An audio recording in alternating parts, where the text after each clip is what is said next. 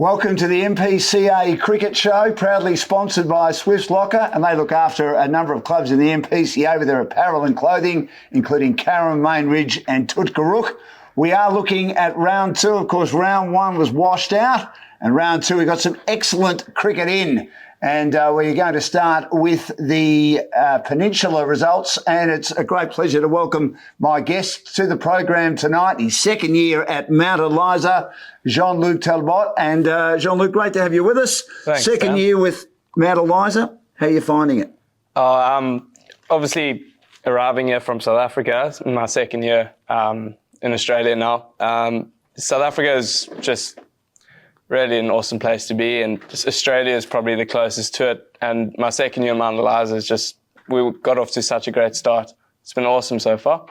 And tell us about the experience of playing on turf your entire cricket career, whether it be in South Africa, whether it be in the Kent League, which you said is a very big league for a very small area. Yeah. Of course, we know what an outstanding county Kent has been over the years with all the English players that have come from the Kent County team. Yeah. But this is the first time, your second year now, that you played on synthetic. And how tough has that been for you to adjust to it? Oh, I've had a couple sleepless nights just worrying about the synthetic at the start. And I really struggled to get used to it at the start of my first season last year. But literally as time went on, the more practice I did and the more games I played, I felt more comfortable. And yeah, I'm backing myself this year, and we're going to hopefully win a final. What was the main difference you found between playing on turf compared to synthetic? I feel like synthetic, there's a lot more bounce, and the bowlers have a lot more chance to actually rush you a little bit more. On turf, depending on the conditions and stuff, it can be quite tough as a bowler, I feel, to actually get it right. But as a batsman, turf is just, it's exceptional, especially coming from South Africa. England was a little bit more tough, but it's just turf. I've grown up on it. I've gotten used to it. So, yeah, I've enjoyed it. How different are the turf wickets in South Africa compared to England? I hear that the South African turf wickets are probably, again, using the similarity to Australia, probably most similar to Australia. Yeah, well, I haven't played on turf in Australia yet. I'd love to. But in South Africa, depending on where you come from, I'm from Durban, the temperature and the climate isn't as good as it would be like inland. So it's all more coastal, so more rain. So the conditions can vary. But pitches are beautiful. They're hard. They're quick. So, yeah. And England, very slow, very low. That's what I got told as soon as I got there in my first season. So you just got to get on the front dog and expect the worst, I guess. Now, there was a connection between your dad and the inimitable Wes Burke. That's how you found yourself at Mount Eliza? Yeah, my dad moved over here about 2 years ago in November 2022. Right. And then got in chatting with my dad. Wes and my dad started chatting. Wes Burke, obviously from Mount Eliza, mentioned to my dad that they need another player. So I was finishing up my season in England, and Wes got a hold of me and basically said, just come over here for 6 months, see how you like it. And I loved it. So I'm going to stick around for a bit, Excellent. Did you have the winter off, the Australian winter off this time? Yes, I did. That's the longest time I've had off from cricket since I've left school, actually. So it was a good break mentally, and I just got back in the gym, and I just took a good long mental break. It's been good. And I feel like I'm going to come out a bit stronger this season. So do you think from now on you'll generally just play one season? You mightn't play two anymore? Yeah, I think the 12 or 10 months a year playing cricket it's a little bit, I know I'm only 22, but it can get a bit much. So I think I might just stick with the 6 months or 6 months off for now. And what's the team learnt from playing in the granny last year? You went down to Dramana, missed out on the opportunity going back up into provincial. Yeah. And of course you're in Peninsula again, but you made a good start in the weekend. So has it galvanised you more than you thought it might so far? Yeah, well, we had a really good team vibe in our team last season. Obviously losing out to Dramana at home, that was probably one of the worst I've felt after a cricket loss. I've played quite a bit of cricket all over, so that's probably the most beat I've been after a game of cricket. But really? yeah, I'd say so. It was quite a tough pill to swallow, seeing like everyone get around the Dramana boys, and we just sat there with nothing almost, like after a long season. So, yeah, I think the boys are pretty hungry this year.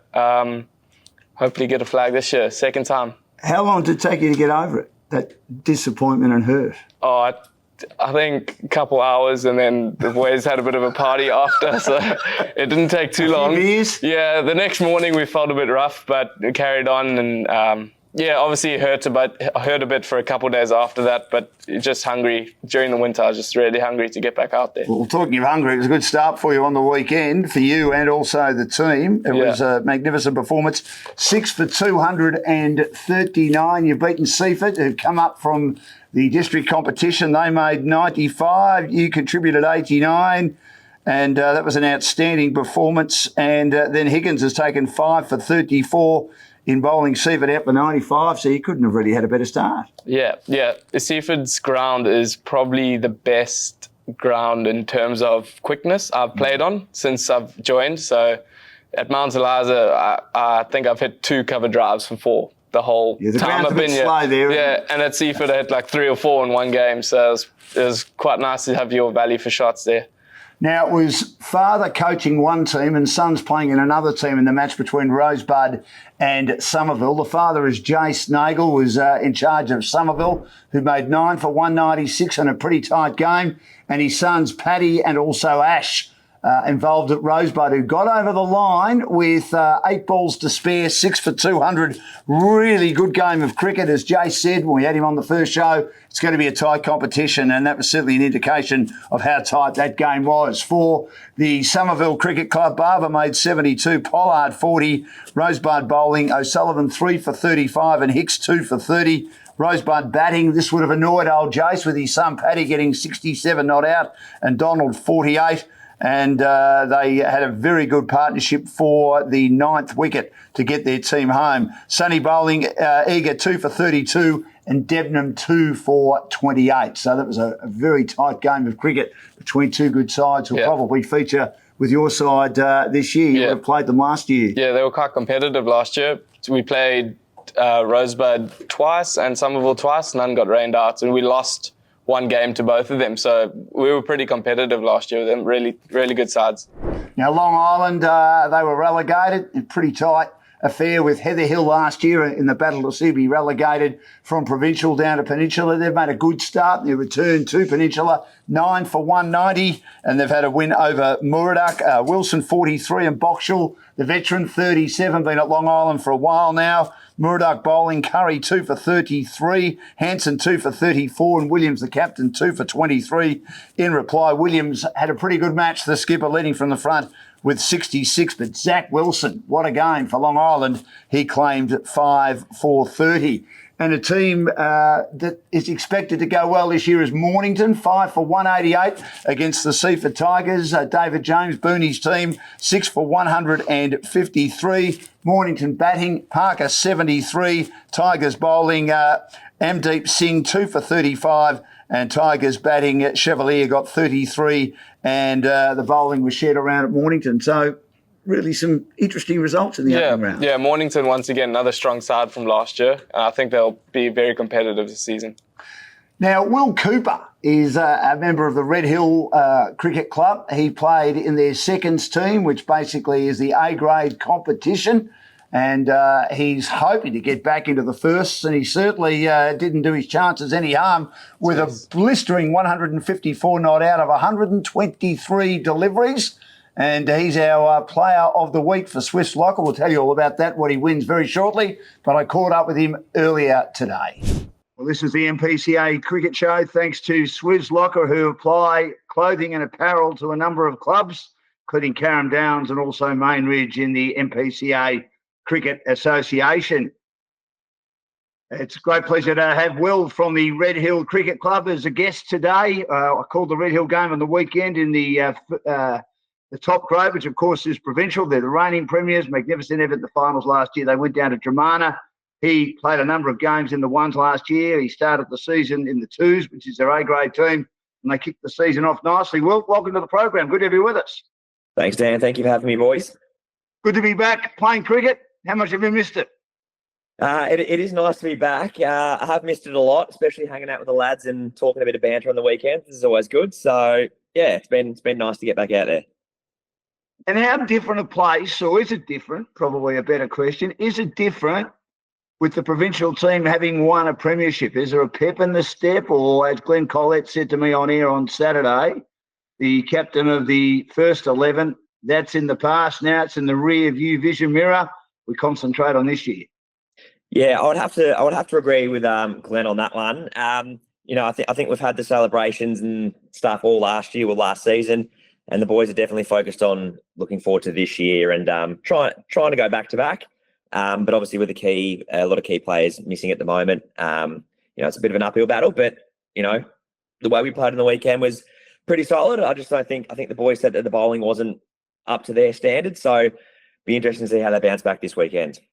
Well, we called that game, and 220 was a good score, but Dramana have a pretty good side. I mean, they've come up from Peninsula, and they chased those down quite easily. So you're right, maybe bowling is an area you need to work on and probably bolster. Are you confident you can do that in coming weeks?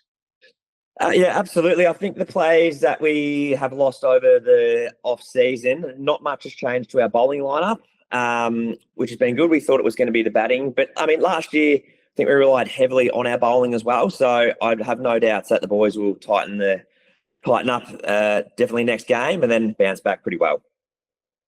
Simon Dart just seems to get better. He made a brilliant 48 on the weekend. His sweep shots were just a sight to behold. He's a superstar, isn't he, really, to keep playing at the level and to keep playing so well at the level.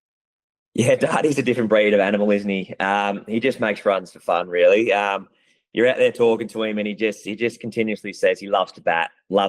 So, I don't see him slowing down anytime soon, which is good for us at the Hill. But other teams might be hoping that he does start to slow down, but I don't think he is, unfortunately, for the rest of the league.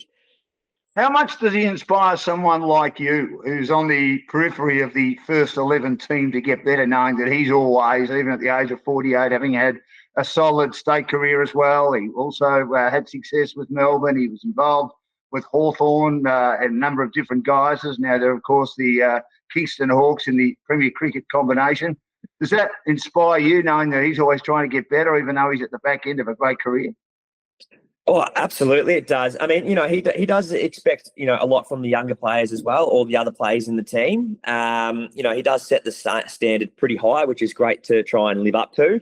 But yeah, he just leads from the front usually, and then we just try to keep up with him as best we can.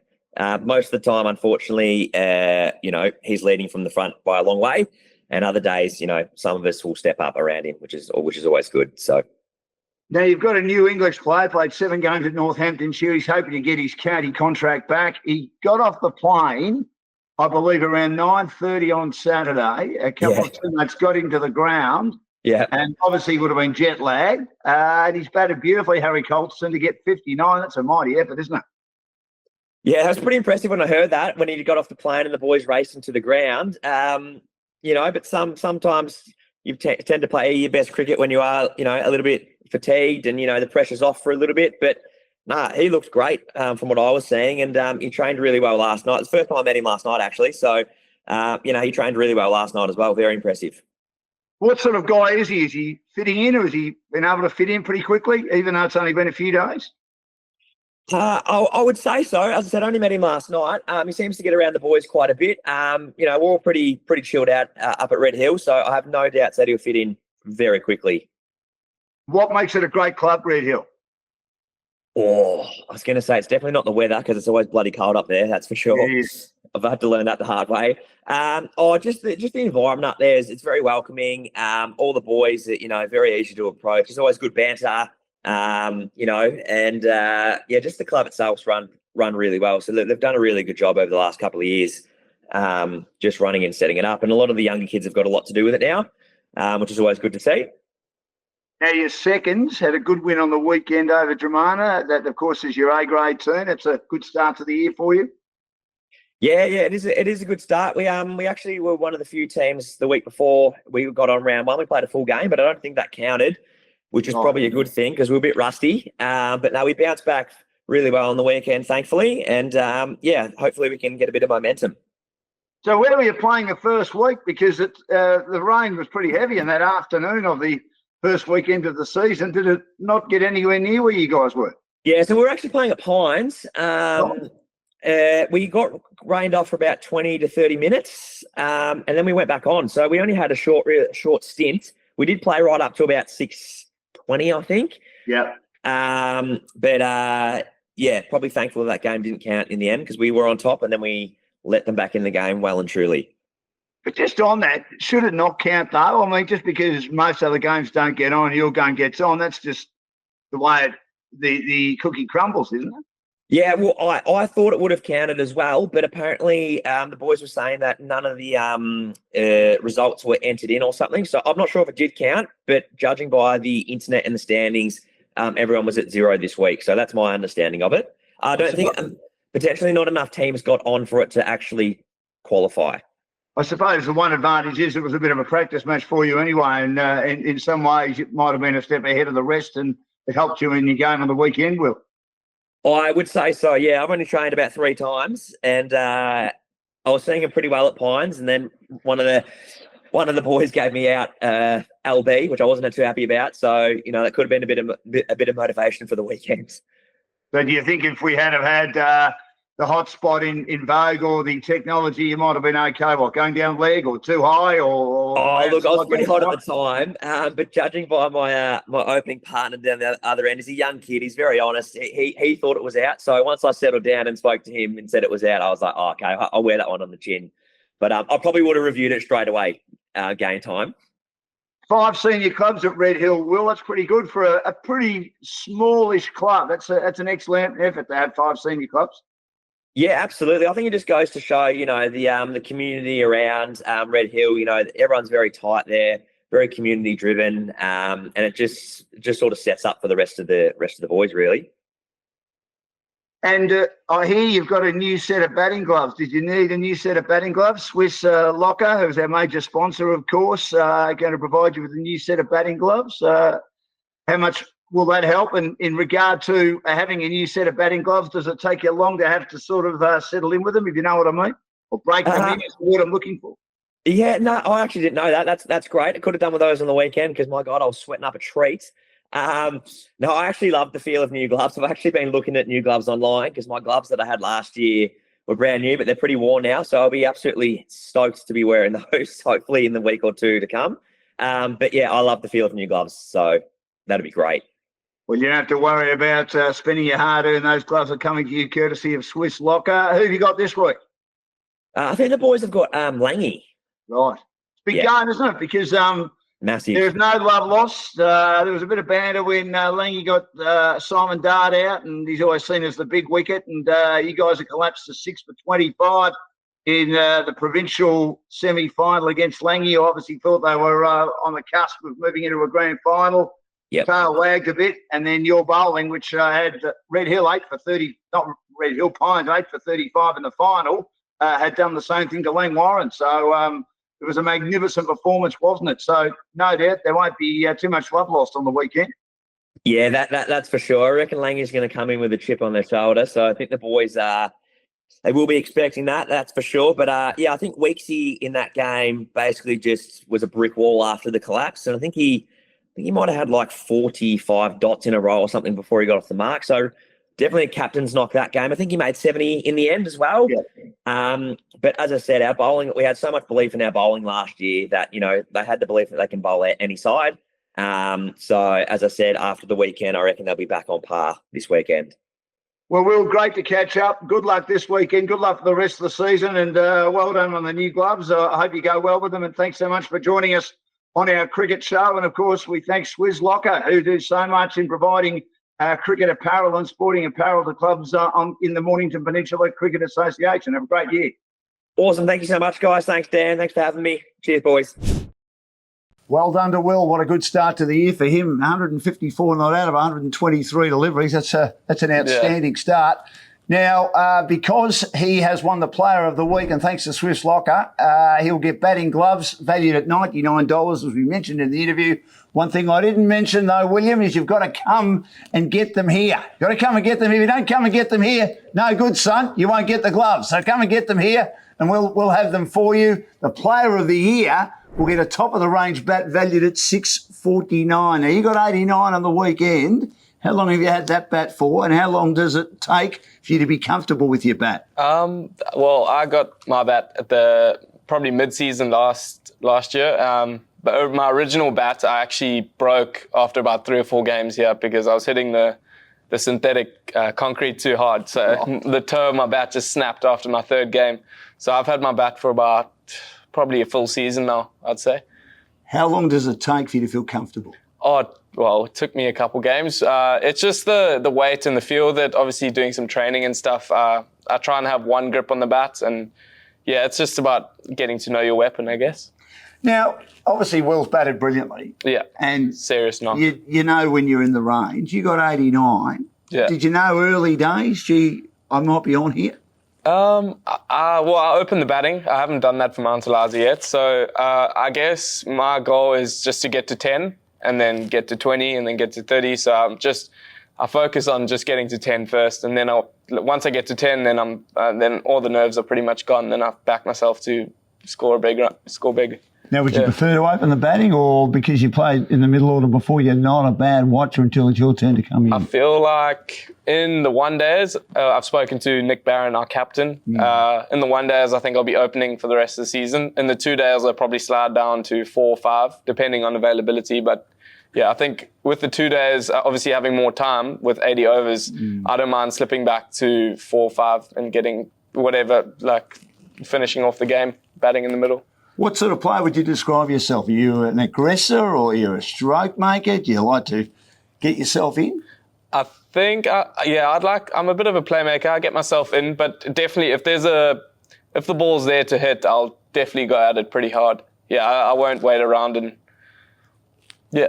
Very good. Well, let's have a look at the provincial results from the weekend. We'll start with Pines, who were the favourites going into the grand final. They got skittled, of course, by Red Hill. They took on Baden Powell. Very good game of cricket, this one. Pines found a way to get over the line, but only just get over the line. 5 for 196, 6 for 193. High quality game between these two sides.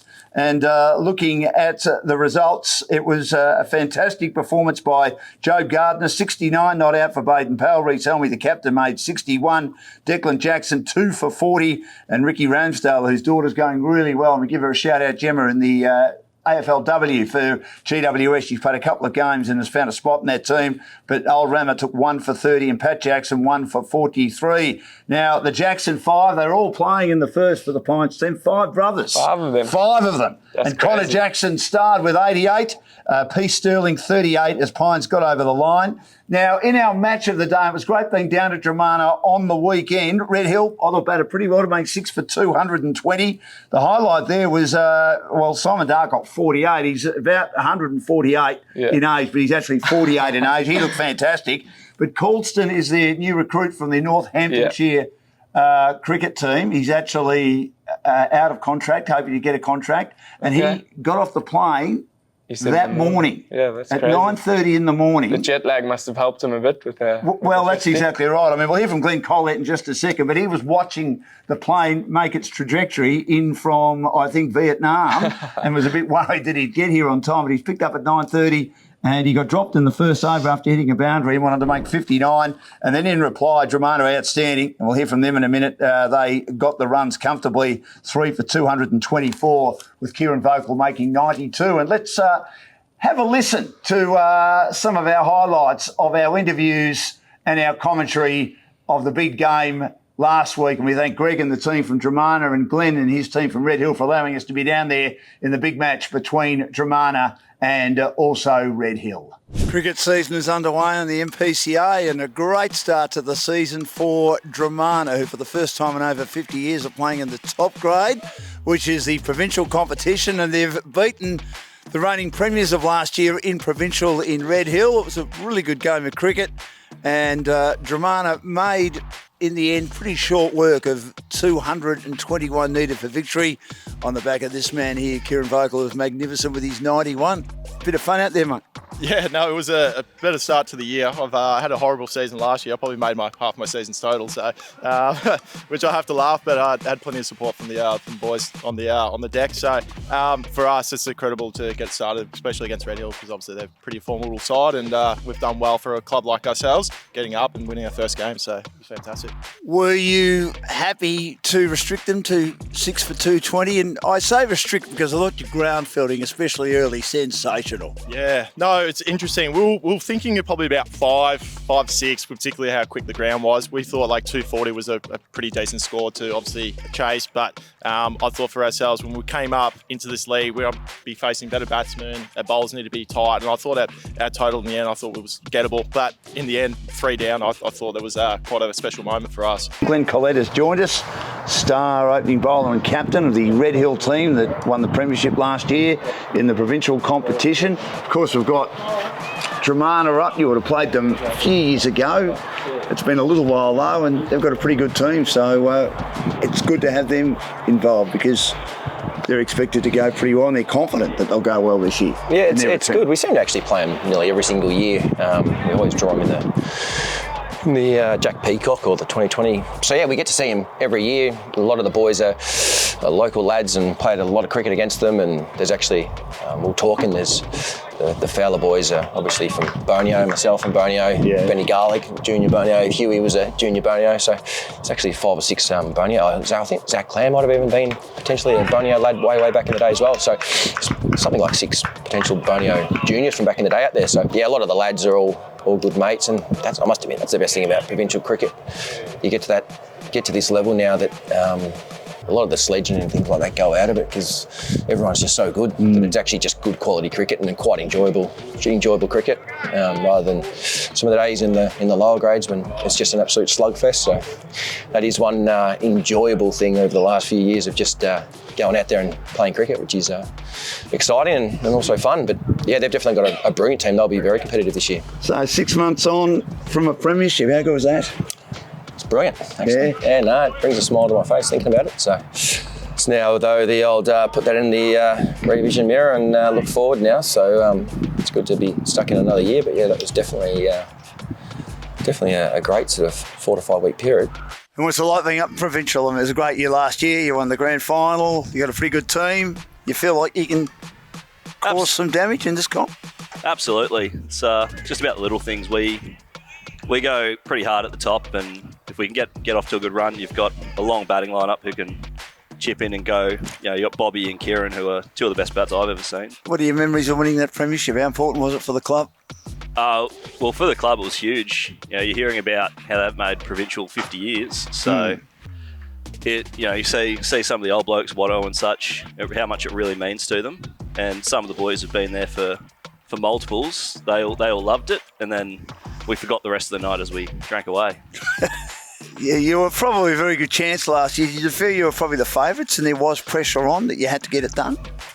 Not particularly. There's some very good sides and a lot of good players in that grade. It was more about giving ourselves a crack. You know, we've got a few match winners in our team, we feel.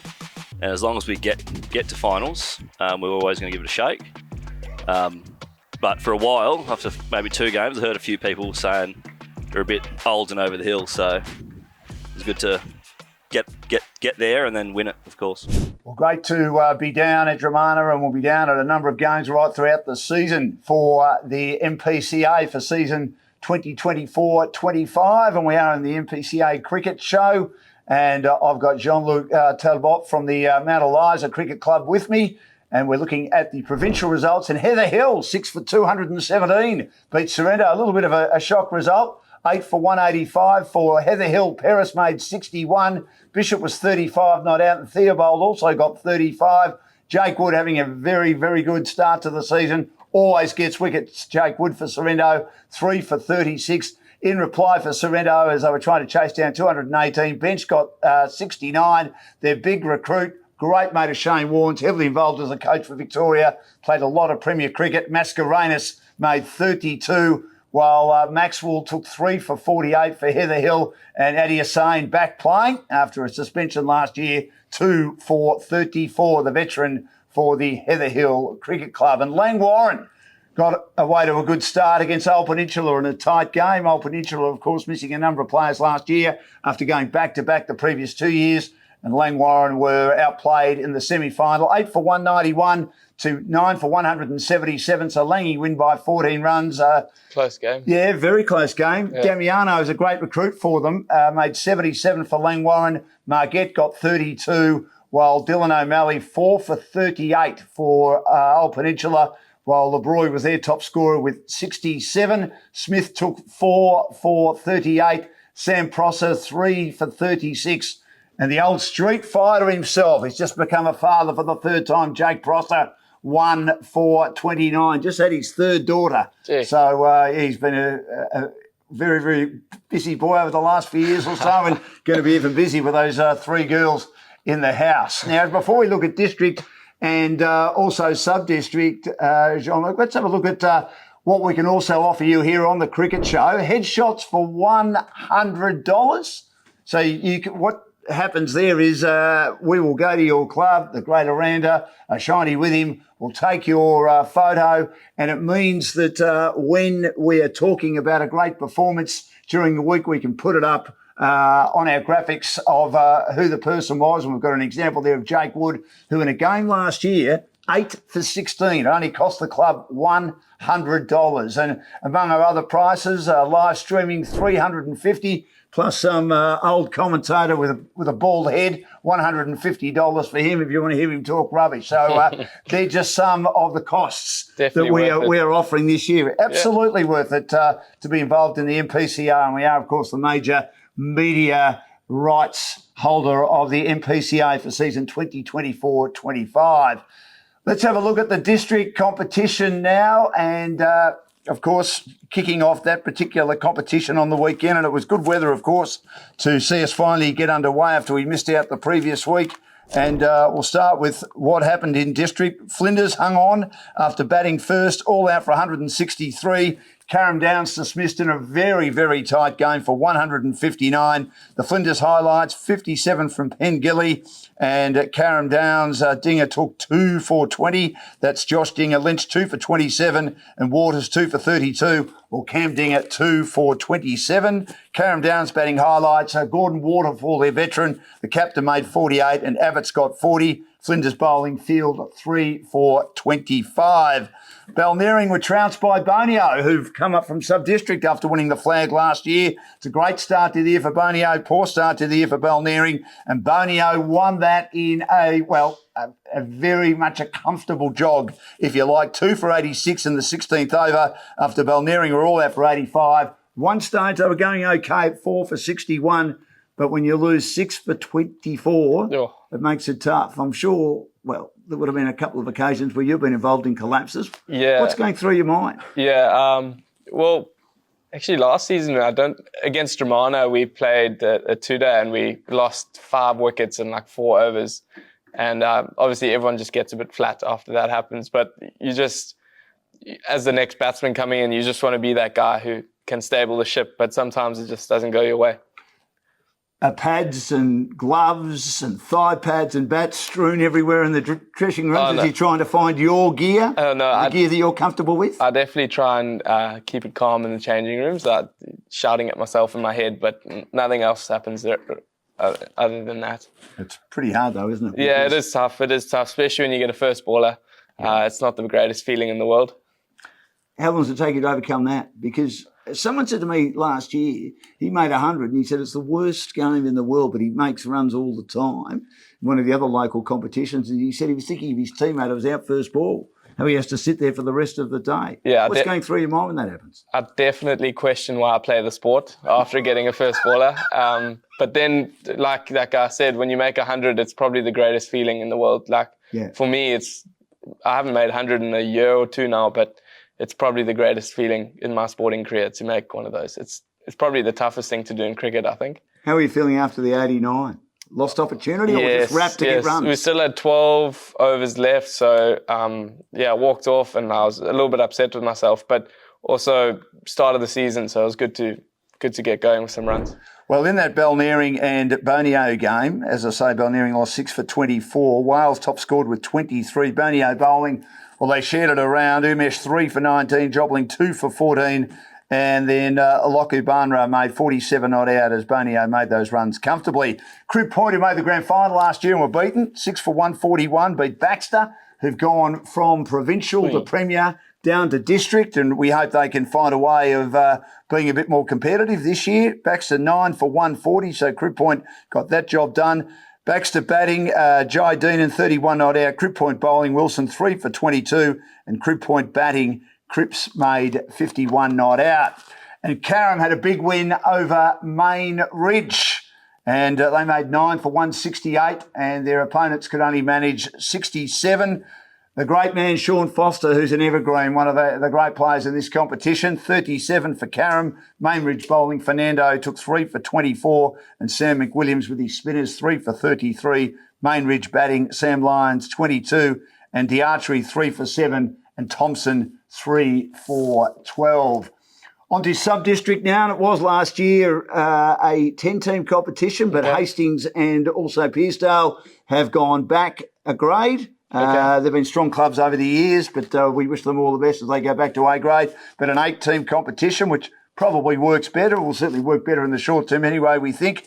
Let's have a look at what happened there in the sub-district. Delican Park, 6 for 176, had a good win and another tight contest against YCW, 6 for 173. Jack Greenwood, a very good footballer for YCW as well, made 50 not out, their star player, while Delican Park was the team that was relegated from district down to sub-district. Edwin Alec took 2 for 26, and Delican Park batting, they won off the last ball, a magnificent performance.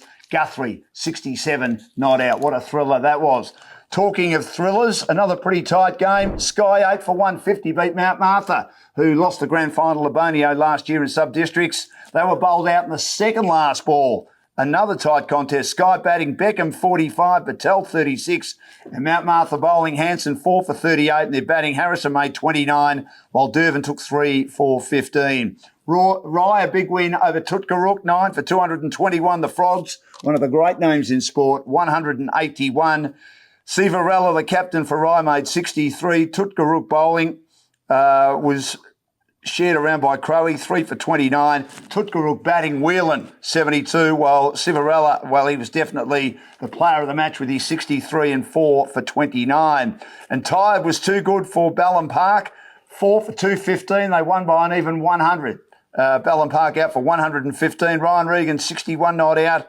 Bridgman, 47 not out. They put on an unbeaten 87 for the fifth wicket to ensure that Tyre would make a big score. And Ballum Park bowling, well, their best bowler was Flint, 1 for 13. And they then slumped to 8 for 71. And when you're 8 for 71, there's probably... you're in a pickle. Yeah. It's going to be hard to get back, Yeah, very hard. From that position. And their best batting was Hughes, unbeaten with 25. Holland Birch, 3 for 22, and Folds, 3 for 14. So the ladders, and it's only the first game of the season, but Dramana on 18 points, Heather Hill on 18 points, Pines on 18 points, and Ling Warren on 18 points, and all the rest on 6 because of the first week being rained out. You get 12 points for a win, of course. And those teams are Baden Powell, Old Peninsula, Sorrento, and also Red Hill. Now, the team of the week, Mitchell Bench from Sorrento. Peris is also in that team of the week. He had a good match from the Heather Hill Cricket Club. Kieran Vocal had to get in 92, unbeaten off 92 from Dramana. Connor Jackson got 88 for Pines. He gets in. Ricky DiMano was outstanding with his 77 of 76 for Lang Warren. Reece Elmy, 61, gets in for the Baden Powell cricket team. Dylan O'Malley took 4 for 38 for Old Peninsula. Christian Miller gets in from Heather Hill again. That's a good performance for him. Jake Wood, 3 for 48 from Sorrento. He'll be in a lot of teams this year, as will Sam Prosser, one of the best spinners in the comp. And Andrew Smith took 4 for 38 from the Langwarren Cricket Club to get in the provincial first team of the week. Now, the most important team of the week is the Peninsula team of the week, to see if the great man sitting next to me, Jean-Luc Talbot, gets in. You'd think he would, considering he made 89. But Brendan Williams, he gets in from Muradoc with his 66 and 2 for 23. Charlie Parker from Mornington made 73 off 96. And even though you're open, you're batting at number 3. Happy with that? Yeah, I'm very happy. Very happy. It's a good team, isn't it? 89 off 100 for Jean-Luc Talbot of Mount Eliza. Jack Barber, 72 from Somerville. Josh Goode, your teammate from Mount Eliza. That was a nice innings from him. We had a good 65. partnership. Yeah, 120 partnership from both of us. It was a good batting with him. When you're having a good partnership like that and you're on a roll, how do you keep it going? I think communication's where I found it the easiest. When I'm talking to my partner and obviously working through each bowler and discussing our plans, not trying to force the cricket shots and just taking singles as they come, play the good balls. Patrick Nagle, 67 not out from Rosebud. Zach Wilson, a great game for Long Island, 43 and also 5 for 30. Aaron Barrett, also from Long Island, 2 for 15 from his 6 overs. Jack Vaughan from Mount Eliza, bowled well, 2 for 16. And your teammate, Reuben Higgins, 5 for 34. Yeah, Reuben bowled really well at the start. He took early quick wickets. I think that put the pressure on Seaford. Jack Vaughan, he's only 17, if I'm not mistaken. So it's really good to have a youngster in our team. He bowled really well. And Nathan O'Sullivan, 3 for 35 from 8 overs from the Rosebud Cricket Club. District firsts, Thomas Pengilly, 57 from the Flinders Cricket Club. Sanson Story made 30 not out and took 2 for 23 from Bonio. Spencer Wilton made 35 and took 3 for 22 from Crib Point. Lockabandra made 47 not out from the Bonio Cricket Club and their comfortable win. Angus Cripps from Crib Point, 51, unbeaten. Samuel Field from the Flinders Cricket Club, 3 for 25. Billy Thompson, 3 for 12 from Carrum. Jai Dingnan made 31 not out and took 2 for 23 from Baxter. Dylan Ridgway had a good match for Carrum with 25 not out. Justin Brown, 2 for 26 from Bonio. And also Umesh in an even bowling display by Bonio in routing Balnering. He claimed 3 wickets. And the sub-district team of the week, and of course that ladder, Tyab, Skye, Baxter Park, Mount Martha, and then Rye, Frankston YCW, Tutgarook and Ballum Park. Johnny Guthrie, 67 not out. George Reed, 70. Nathan Hunt, 56. Matthew Whelan, who always features from Tutgarook, did play a lot of cricket at Telecom Park, 72. Adam Civarella made 63 and took 4 for 29, the star for Rye. Ryan Regan for Tybe, 61 not out. Jack Greenwood, 50, and also 1 for 26 from Frankston YCW. David Durban, 3 for 15, and also made 29 playing for the Sky Cricket Club. Zach Folds from Tybe gets in the team. Kobe Cowie gets in the team. He's from Tutgarook. And James Holland Birch from Tyre. There's our team of the week, thanks to Telstra Business Technology Centre of Melbourne South. And we look forward to having those teams of the week every week. And who knows, you might be on a roll. I hope so. I'm wanting to win that free bat, to be honest with you. Absolutely. Yeah, the Player of the Year award. So what sort of bat have you got? I've got an Archon bat. Okay. Yeah, so I went into, I can't remember where it is, but I went into the Archon actual store. Right. And I went in there and got one from the back. Special bat. Excellent. Now, if you've got something you think everyone will enjoy, send it in. Check out this umpire that was on the wrong end of a drive straight down the pitch. So you can get in touch at Gameface. Contact at gameface.cc.